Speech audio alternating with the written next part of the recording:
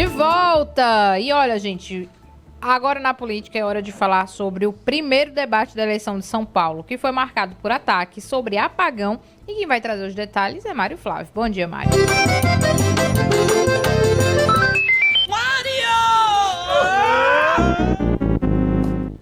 Bom dia.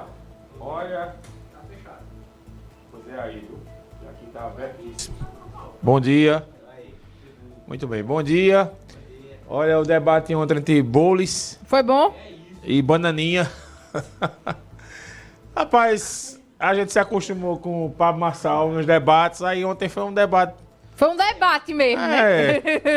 Mas eu confesso que sem ele, Laís, ficou um negócio tão assim que eu nem lembrei do debate. Aí quando Ficou foi estranho. umas 10 horas, aí deu aquele estalo, eita, o debate. Não, batendo. Oi.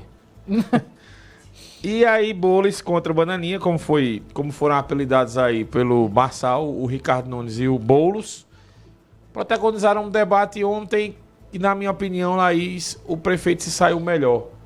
Né? Porque o Boulos ele tem várias fragilidades que, apesar de todos os problemas que São Paulo tem, ele não consegue se livrar, por exemplo, das pautas que o pessoal defende. Aí quando o prefeito Ricardo Nunes ele fala sobre a liberação do uso das drogas, aquela história do hino nacional da linguagem neutra, aí o Boulos fica meio sem ter como sair da história, né? Eu separei 2 trechos aqui. O assunto ontem no primeiro bloco, veja, foi um debate que teve o primeiro bloco todo destinado a ataques sobre a história do apagão. Tem cidade ainda em São Paulo. Factual, né? Isso, tem local ainda em São Paulo que está ainda, né, sem luz. Ontem, no início da noite, ainda tinham 200 mil pessoas sem luz. Pois é. E uma chuva de Sexta-feira. pouco mais de 1 hora. E sexta-feira. Um vendaval, na verdade, né? Que não foi uma chuva. Mas, enfim.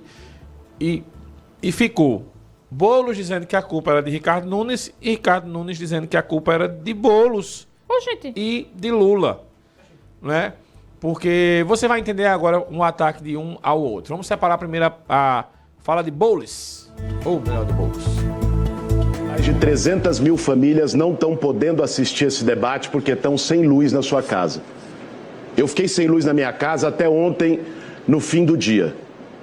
E esse apagão tem 2 grandes responsáveis. A Enel, que é uma empresa que presta um serviço horroroso e que eu, como prefeito de São Paulo, a partir de 1º de janeiro do ano que vem, vou trabalhar para tirar ela daqui, e o Ricardo Nunes. Porque não fez o básico, o elementar, a lição de casa, poda de árvore na cidade de São Paulo, manejo arbóreo. E olha que a gente teve um apagão há menos de 1 ano. Estava ali, estava avisado, e nada foi feito de lá para cá. Na verdade, a cidade hoje está refém dessas 2 incompetências, da Enel e do prefeito. Pra gente Falta que pega fogo, é falta de água, falta de luz, né? Isso. Vamos trazer a resposta do Nunes e saber por que ele culpa Boulos e Lula sobre essa questão aí do apagão. É inaceitável o que essa empresa Enel tem feito com a cidade de São Paulo. É inaceitável que o governo federal, que é que detém a concessão, regulação e fiscalização, não tenha feito nada. Isso desde novembro do ano passado. O que nós fizemos? Eu entrei com 3 ações judiciais contra a Enel aqui na Justiça. Fui até Brasília, ao ministro de Minas e Energia, pedir a rescisão do contrato. Fui até o Tribunal de Contas da União, com o presidente do tribunal, ministro Bruno, pedindo a rescisão do contrato. Tive várias reuniões com o presidente da Agência Nacional de Energia Elétrica, o Sandoval. Infelizmente, não houve nenhuma ação. E a Enel continua aqui atrapalhando a nossa cidade. Ô Mário, antes de você comentar, eu só queria fazer um adendo. Em vez de ficar jogando um pro outro, a culpa é sua, a culpa é minha, a culpa é de não sei quem, não era mais fácil ir lá e resolver? Veja, Laís, são narrativas políticas. Os 2 foram preparados ontem, né, sobre esse tema, porque é um tema que foi o tema do fim de semana na cidade de São Paulo. E aí cada um foi com a sua narrativa. O Boulos, ele acusa o Ricardo Nunes de não resolver. E Ricardo Nunes diz, olha, quando teve o apagão do ano passado, eu fui lá em Brasília resolver.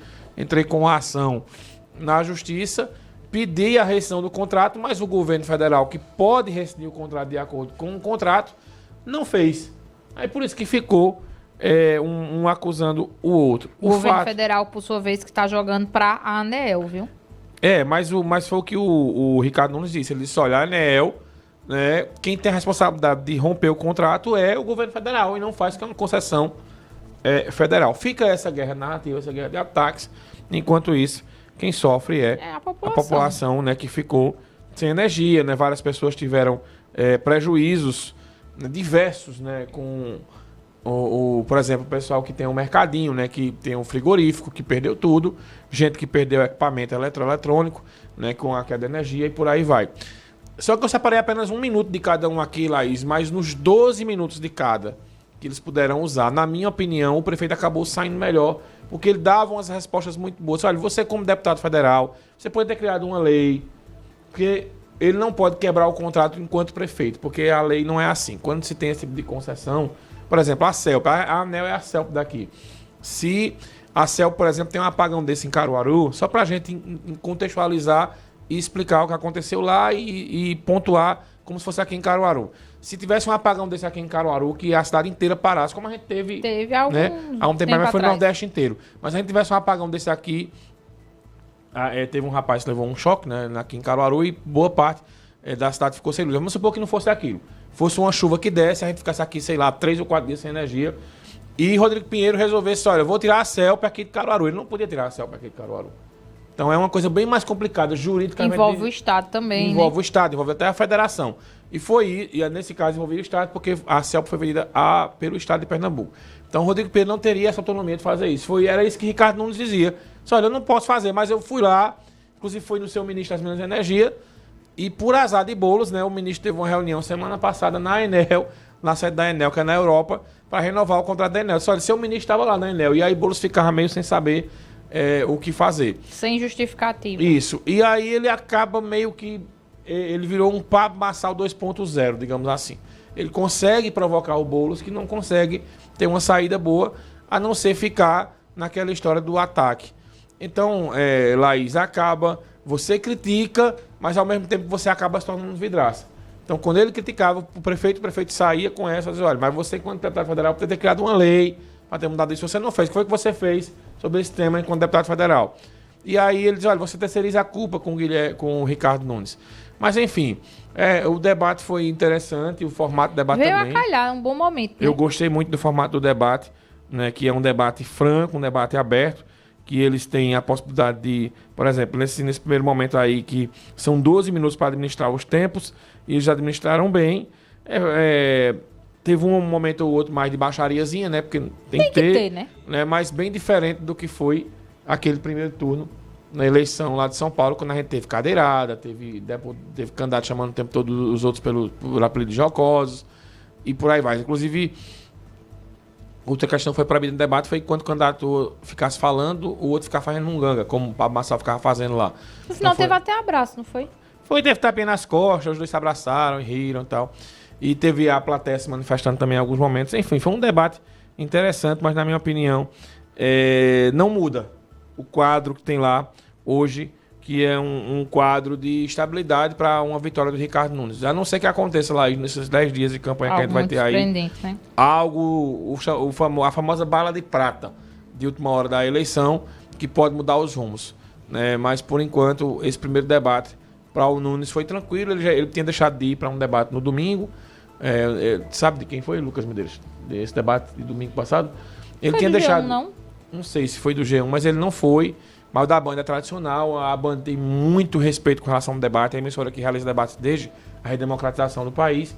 Então, nenhum candidato ousa a não deixar de participar do debate da Band. Então, eles foram ontem. Foi um debate bom, na minha Mário, opinião. Quando a gente passou do primeiro turno, né, com os votos que Pablo Marçal teve, a gente comentou muito sobre ele ter crescido bastante, né? Mesmo que o Boulos não ganhe, você acredita que isso é suficiente para ele crescer? CBN, né? Valeu, Lucas. Para ele crescer e alçar novos voos nas próximas eleições? Marçal? Não, o Boulos. Seguindo essa mesma tendência do Marçal, que ganhou muita visibilidade. Veja, o problema do Boulos é o problema do partido maior. O maior problema é o partido. A pauta que o partido defende. Então é uma pauta muito complicada hoje para um país que deu uma guinada muito à direita nessa eleição. Então se ele quiser alçar voos maiores, que veja, ele já foi candidato a presidente e não conseguiu. Ele foi deputado federal mais votado de São Paulo, né, mas mostra que o tipo de pauta que ele defende é uma situação muito complicada. Então ele teria que, na minha opinião, sair do PSOL e ir para outra legenda que fosse mais leve, digamos assim.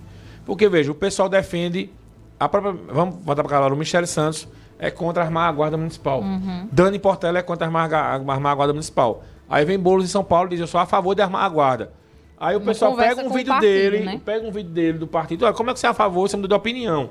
A Tabata Amaral fez muito isso no primeiro turno. A questão da descriminalização das drogas. Boulos mudou de opinião lá em São Paulo. O pessoal diz uma coisa. Então não pode você no partido. Você dizendo uma coisa e o partido dizendo outra. Então, para ele, a esquerda hoje tem um dilema, Laís. Que a direita começa a se libertar desse dilema. Por exemplo, se Bolsonaro para hoje, tem vários nomes na direita que podem ser alçados como sucessores. Tem o Tarcísio, governador de São Paulo. Tem a própria esposa do Bolsonaro. Tem o Pablo Marçal, com toda a loucura dele, mas pode ser também alçado como sucessor. O Nicolas, que é novinho, um deputado novinho, mas que tem muito chão ainda pela frente. Então tem 4, 5 nomes na direita que você olha. E na esquerda você tem quem? Se Lula 2026 resolve não ser candidato. Não tem ninguém. Então a esquerda hoje ela vive esse dilema. Lula ela parando... Fica amarrada a Lula, né? Fica amarrada a Lula. Não tem mais tempo, não. Olha, daqui a pouco tem entrevista com o presidente da Câmara, Bruno Lambreta. Vamos virar o bloco. O cafezinho. Vamos tomar um café logo cedo com os principais fatos políticos da região, num bate-papo descontraído sobre política, regado a um bom café. Apoio Senhor Braga Barbearia, a barbearia do Caruaru Shopping.